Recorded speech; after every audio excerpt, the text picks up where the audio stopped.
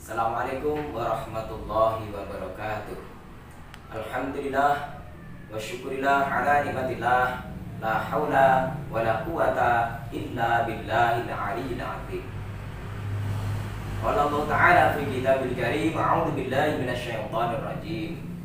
Ya ayyuhalladzina amanu kutiba 'alaikumus syiyam kama kutiba 'alal ladzina. Qala Rasulullah sallallahu alaihi wasallam, saumu syahri Ramadan mu'allakun bainas sama'i wal ardi la yurfa'u illa bi zakatil fitri. Kaum muslimin wal muslimat rahimakumullah. Tak terasa puasa Ramadan, bulan yang penuh berkah, bulan yang penuh rahmah, bulan yang penuh maghfirah, sebentar lagi akan meninggalkan kita semuanya. Sisa waktu yang masih ini mari kita gunakan yang sebaik-baiknya. Sudahkah kita menjauhi larangan-larangan puasa, larangan-larangan yang membatalkan pahalanya puasa? Dalam kitab Durrah disebutkan khamsyatu asya tuhbidus shaum. Ada 5 perkara yang mana apabila 5 perkara tersebut dijalankan, maka puasa panjenengan tidak diberi pahala, tidak diberi upah oleh Allah. Apa 5 perkara tersebut? 1. Al-kidbu.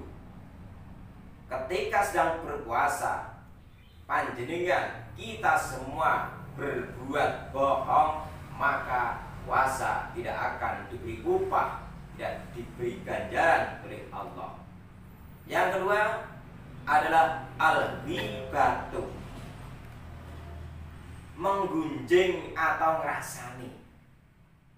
Pada siang hari kita sering berkumpul dengan manusia, berinteraksi dengan manusia. Mau tidak mau, kalau kita tidak bisa menjaga, akan terjadi menggunjing atau ngerasani. Maka puasa kita mubadzir. Puasanya sah, akan tetapi tidak diberi pahala oleh Allah Subhanahu wa Ta'ala. Yang ketiga adalah an-namimatu. Siang hari kita hidup di masyarakat, bergerombol di masyarakat, kok sering adu domba. Waktunya siang hari, maka ketika puasa kok kita adu domba, maka puasanya tidak diberi upah atau tidak diberi pahala oleh Allah Subhanahu wa Ta'ala. Yang keempat adalah al-yaminu, sumpah palsu. Siang hari kita bicara dengan menggunakan beberapa sumpah yang mana sumpah tersebut sumpahnya sumpah palsu. Puasa kita mubadzir, tidak diberi pahala oleh Allah. Kasihan sekali. Yang nomor 5 adalah an-nadru bisahwah. Melihat dengan sampai istilah Jawanya merangsang. An-nadru bisahwah, melihat dengan syahwat. Maka dari itu ketika siang hari, tolong mata kalian, mata saya, mata panjenengan kita jaga. Supaya apa? Supaya puasa kita nanti diberi pahala oleh Allah, karena kita tidak melihat barang-barang yang menimbulkan syahwat terhadap hati kita. Hadirin hadirat kaum muslimin rahimakumullah. Setelah kita menjalankan puasa seperti itu, tujuan utama puasa adalah dalam Al-Quran. Ya ayyuhalladzina amanu kutiba 'alaikumus syiyam kama kutiba 'alal ladzina min qablikum la'allakum tattaqun. Tujuannya puasa adalah supaya kita setelah puasa nanti menjadi orang-orang yang takwa. Caranya menjadi orang yang takwa gimana? Puasanya harus diterima oleh Allah. Dengan cara gimana? Dengan cara menjauhi 5 perkara tersebut. Khamsyatu asya tuhbidus shaum. 5 perkara bila kita menjalankan, bila kita terjang, maka puasa kita tidak diberikan pahala oleh Allah, yang akhirnya setelah puasa kita tidak menjadi orang yang takwa alias menjadi orang yang biasa. Setelah puasa nanti kita akan ditutup dengan yaitu masalah zakat. Saumu Ramadan mu'allaqun bainas samai wal ardi la yurfa'u illa bi zakatil fitri. Puasa Ramadan akan terkatung-katung di antara bumi dan langit. La yurfa'u illa bi zakatil fitri. Tidak diangkat oleh Allah kecuali dengan membayar zakat fitrah.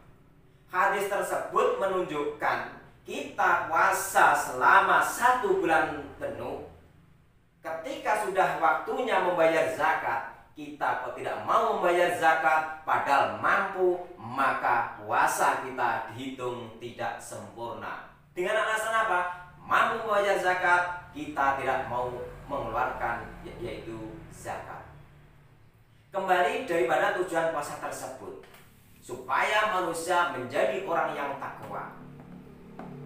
Pada hakikatnya, orang kalau mau mulia, makhluk hidup kalau ingin mulia, pada hakikatnya ini harus mau tapa berata, harus mau topo, harus mau tirakat. Sebagaimana ulat. Ulat itu setiap orang melihat pasti dia bilang, "Hei ular, hei ulat, hei ular, jijik aku, hei jijik aku, hei jijik aku." Setiap orang menghina. Karena apa? Karena derajat ular menjijikan. Setelah dihina sana sini, "Hei ular jijik, hei ular menjijikan, hei ular aku gila." Akhirnya mungkin yang nama ular ini sakit hati.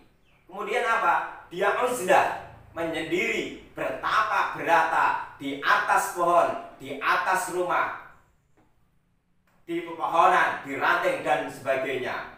Mereka tapa berata, tujuannya apa? Dia ingin dimuliakan oleh Allah, dia ingin dimuliakan oleh manusia.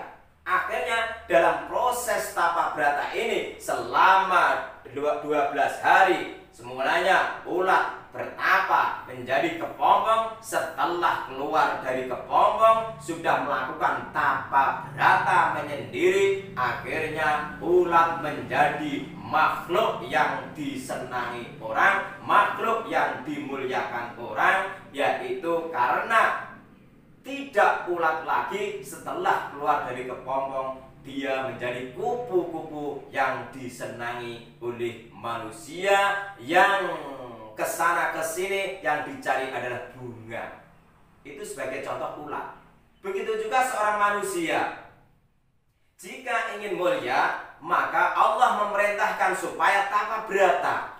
Tapa berata ini menungso iku apa? Yaitu kita disuruh puasa sebulan penuh.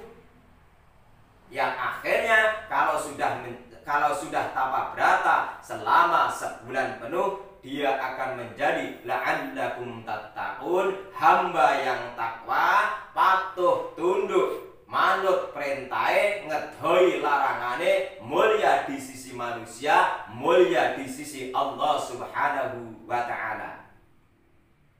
Setelah kita melaksanakan puasa akhirnya menjadi orang yang mulia, akhirnya disusul datangnya namanya Hari Raya Idul Fitri. Sebab apa dikatakan Idul Fitri? Manusia setelah puasa, setelah tapa berata selama 1 bulan penuh, Rasulullah SAW sudah berjanji, "Man shoma Ramadhana imanan wahtisaban ghufira lahu ma taqaddama min dambi." Barang siapa yang mau berpuasa karena iman, karena hanya mencari ridha Allah, karena hanya ingin mencari pahala dari Allah, ghufira lahu ma taqaddama min dambi, maka dosa-dosanya akan dihapus semuanya. Dosa yang lalu, dosa yang sekarang, ghufira lahu ma taqaddama min dambi, dosanya akan dihapus semuanya. Kalau dosanya sudah dihapus semuanya, berarti fitrah, fitri, hati kita, roh kita menjadi suci seperti seperti bayi yang baru lahir dari kandungan ibunya. Maka dikatakan setelah hari raya, setelah puasa ada namanya hari raya Idul Fitri. Menungso sing maune kebak dosa tapa brata sewulan mubut, rohipun badanipun suci dari dosa. Fitratun maknanya suci, sehingga hari raya dikatakan hari raya Idul Fitri. Idun maknanya kembali, fitratun maknanya kesucian. Idul Fitri maknanya kembali kesucian setelah manusia bertapa berata selama sebulan penuh. Maka dari itu kami sebagai keluarga besar MTS Tira mengucapkan selamat Hari Raya Idul Fitri 1442